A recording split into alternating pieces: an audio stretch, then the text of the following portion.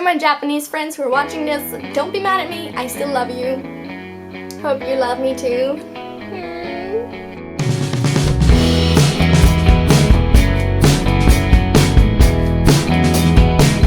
Hi guys, so today I'm gonna be continuing to film because if you've seen my last video, you know that this is the exact same situation. But last time I filmed a video about things I love about Japan, and there's so many things I love about Japan, but unfortunately, as with everything, there's also things I don't like all that much. And I'm gonna talk about those things today. First of a disclaimer, there's gonna be people annoyed at this video. I understand that, but honestly, there's things to love and things to hate about every country, every culture, every person. It's just an opinion. I love Japan, I love being here, I love most of the things here. There's some things that bother me a lot and I don't see why I shouldn't be allowed to talk about them. So that's what I'm gonna be doing today. If you haven't seen my things I love about Japan video, then you should go watch that first maybe. But today we're gonna be doing the opposite side of things. I hope you don't get offended. But here we go, let's get started. Oh my god, welcome to my funeral. So we're gonna start it off a little bit more lighthearted. The first thing I really hate about Japan is pizza.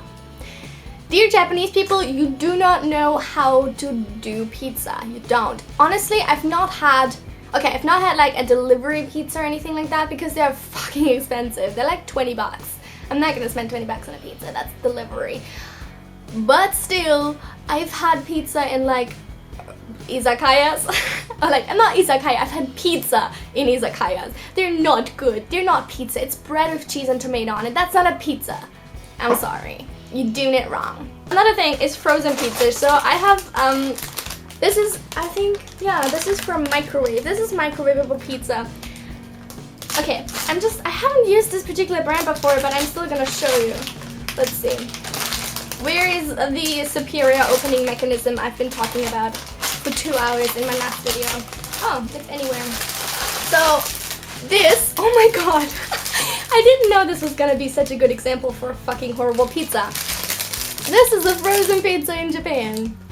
The packaging size, that's misleading. It's actually not that bad with this one, but I've bought pizzas that were like this big.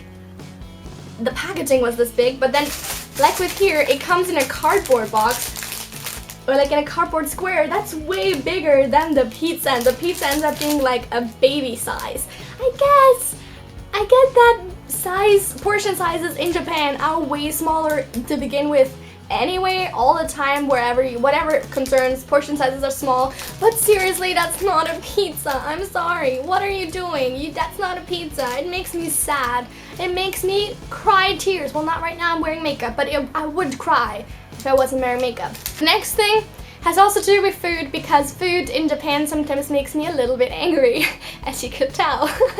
I love Japanese food, don't worry, but other food that's not Japanese isn't that great. They have no good bread. It's not even bread, it's white toast. I don't think that's bread, it's toast. That's a different thing, for me at least. Coming from a country with delicious black bread, such as Austria, you just have to cry every day. And I know, I live in Tokyo, I do have the opportunity of traveling 1,000 miles to like special shops and buying bread there, but first of all, stuff there is ridiculously expensive. I'm a poor student, I can't afford that. I'm not that into bread. And secondly, it's still not that great. I've tried, but it's just still not that great.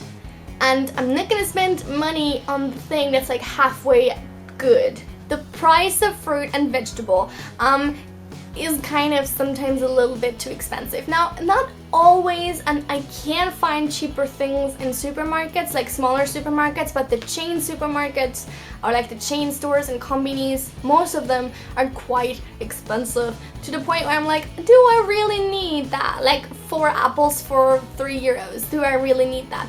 I don't think so.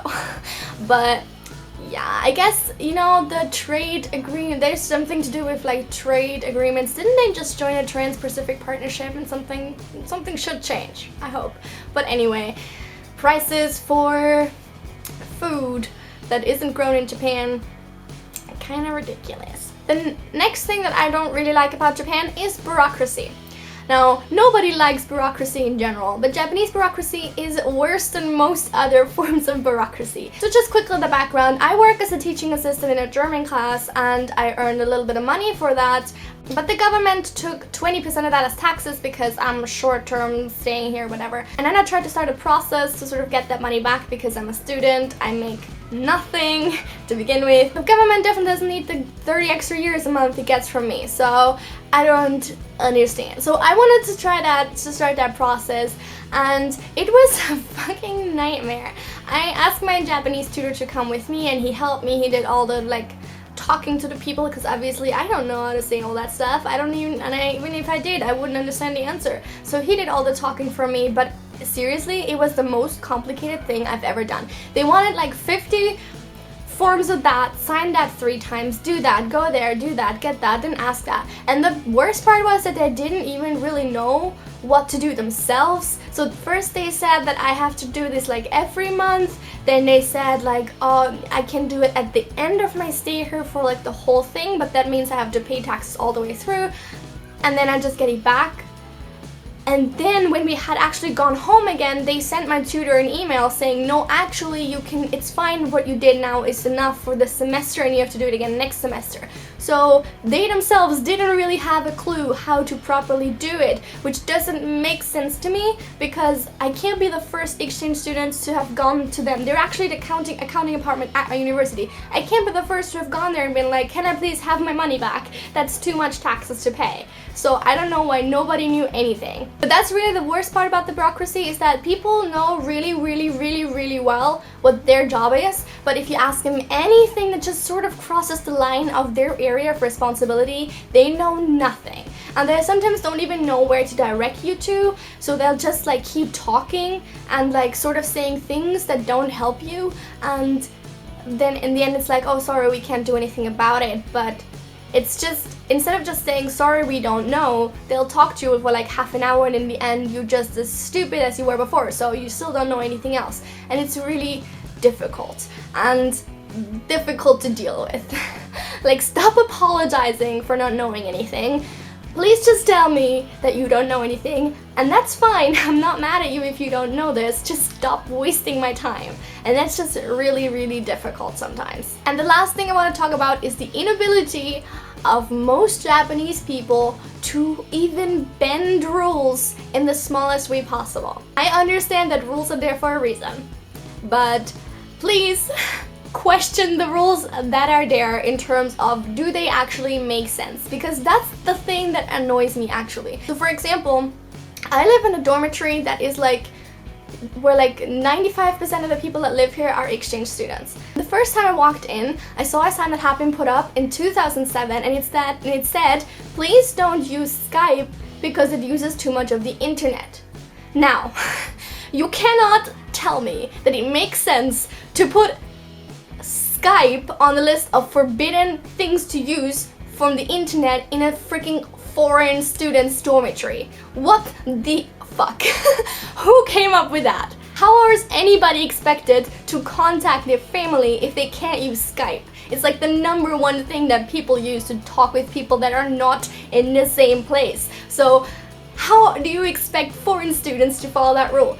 Nobody is following that rule, by the way. Nobody I know is following that rule, but just the fact that that is a rule is the worst thing in the world. But the point really is that in most situations, you can't ask them to sort of change, for allowing something maybe just once, or it's a special situation, maybe this could be, something could be arranged, maybe it's just once, you know me, you trust me, maybe you can do. No. If it's a rule, then it's exactly that to the letter, and we're not gonna question it, we're not gonna change anything, we're not even gonna, there's no exceptions, nothing. It's very difficult to deal with, and it's very annoying. Now, I'm not somebody that likes to break rules. I don't break rules just because. I just don't like this sort of attitude of following rules blindlessly without questioning them, without really thinking for yourself. And this is not something that everybody does, it's just sort of the general vibe I'm getting, or I've been getting, and what I've been noticing since I came here is just that that's something that's, rules are precious and rules need to be upheld, and it doesn't matter if they make sense or not.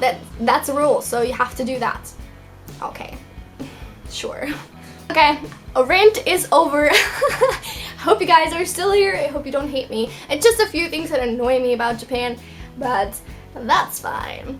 There's a lot of things that annoy me about Austria, and a lot of things that annoy me about other countries I've lived in and I've been to and whatever. That's totally allowed, I think. You're allowed to have an opinion. This doesn't mean that I'm bashing Japan. I love Japan. Oh my god, I'm really enjoying being here. I love all the Japanese people that I've met so far. They've all been very, very nice and just considerate and amazing people, and there's just some things that I think that I wish were different, but whatever, I can't change it, but at least I can talk about it and vent about it on my YouTube channel. If you need a little bit more positive vibes about Japan, go watch my Things I Love About Japan video.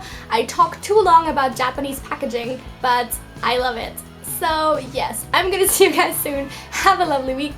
Bye! Anyway, today's video is about things I love about Japan. There's so many to choose from, so it was kind of difficult to narrow it down to just 5, but I thought that is a good start. The first thing I want to talk about is kind of random, but it's the packaging of stuff, and more specifically, the opening of packaging of stuff.